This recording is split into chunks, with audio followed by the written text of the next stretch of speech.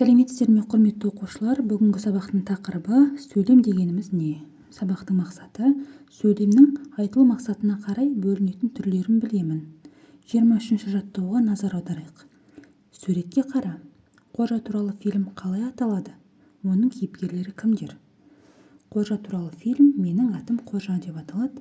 Кейіпкерлері Қожа, Жанар, Жантас, Рахманов ағай, Майқанов апай, анасы Милат, әжесі және де тағы басқа кейіпкерлер бар. Оқы. Неге шақырдың Қожатай? Шақырғам жоқ, дауыстағандай болдың ғой. Сізге емес, жайша. Мұнда құпия кеңес өтіп жатыр, бөгет жасамаңыз. Оқығаныңның диалог екенін дәлелде. Диалогқа кімдер қатысты? Кім сұрады? Кім жауап берді? Бұл жерде оқығанымыз диалог болып табылады. Ал диалог дегеніміз екі немесе одан да көп адамдардың бір-бірімен сөйлесуі. Ал бұл жерде біз немересі мен әжесінің сөйлесіп тұрғанын байқауға болады. Кім сұрады? Бұл жерде әжесі сұрады, Қожа жауап берді. Демек, оқығанымыз диалог болып табылады. Диалогты парталасымен рөлге бөліп оқы, оны көшіріп жаз. Диалогте әрбір кісінің сөзі жаңа жолдан басталып, алдына сызықша қойылып жазылады. Құрметті оқушылар, 29-ші жаттығуға назар аударайық. Оқы. Қай сөздердің тобы сөйлемді құрап тұр? Өз жауабыңды дәлелде. Бірінші, неге Қожатай шақырдың? Екінші, неге шақырдың Қожатай? Бұл жерде екінші сөздердің тобы сөйлем құрап тұр, ал бірінші сөздердің тобы бұл жерде сөйлем құрап тұрған жоқ.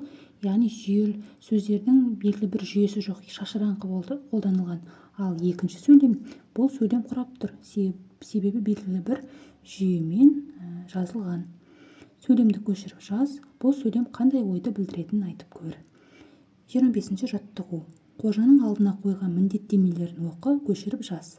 Сабақтан себепсіз қалмаймын, үйге берілген тапсырманы уақытында орындаймын, мен үлгілі оқушы боламын. Неше сөйлем жаздың, әрқайсында не туралы айтылған? Сөйлемнің бірінші сөзі қандай әріптен басталып жазылады? Соңына не қойылады? Ауызша сөйлеуде сөйлемдер бір-біріне қалай ажыратылып айтылады? Сөйлем аяқталған ойды білдіреді.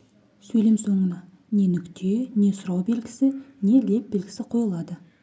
26-ші жаттығуға назар салайық. Хабарландыруды оқы, неше сөйлем бар екенін анықта. Хабарландыру. Қаңтардың 7-сі күні сағат 10-да шаңғыда мектепішілік жарыс өтеді. Жарысқа қатысамын деушілер ұйымдастыру комитетіне алдын ала тіркелуі қажет. Көлік мектеп жағынан 8:30-да жүріп кетеді.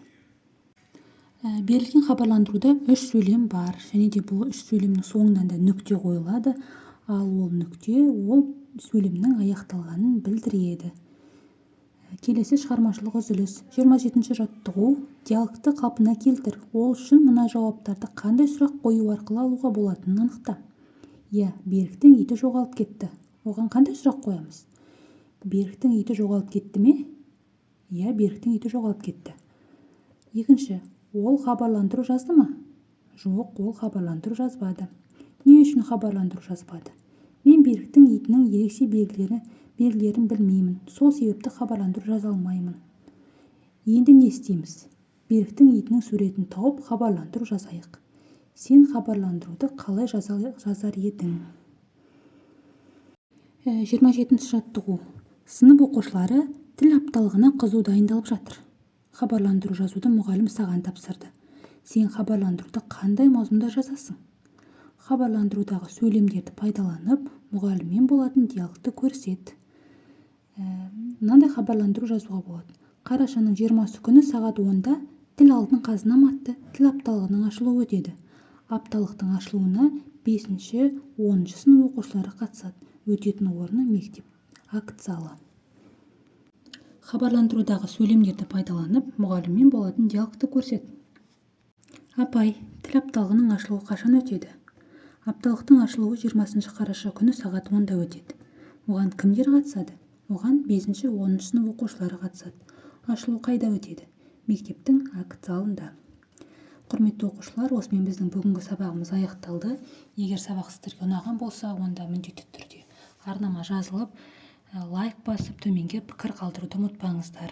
Келесі сабақта жолыққанша, қош сау болыңыздар.